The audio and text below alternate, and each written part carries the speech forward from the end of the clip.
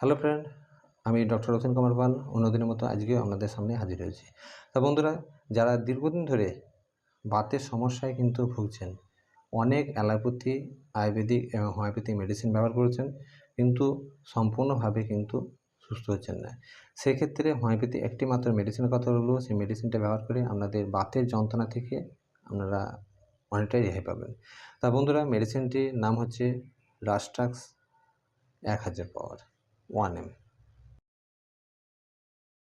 রাস্ট্রাক্স 1M এই মেডিসিনটি আপনাদেরকে ব্যবহার করতে হবে 1 ফোঁটা করে সামান্য একটু জলে মিশিয়ে সারাদিনে একবার সকালে খালি পেটে অবশ্যই খাবেন। এই মেডিসিনটি 15 দিন অন্তর একবার সকালে খালি পেটে 1 ফোঁটা করে আপনারা ব্যবহার করে আপনাদের বাতের সমস্যা থেকে আপনারা সহজেই কিন্তু মুক্তি পেতে পারেন। তো বন্ধুরা, ভিডিও যদি ভালো লেগে থাকে অবশ্যই একটা লাইক দেবেন। যদি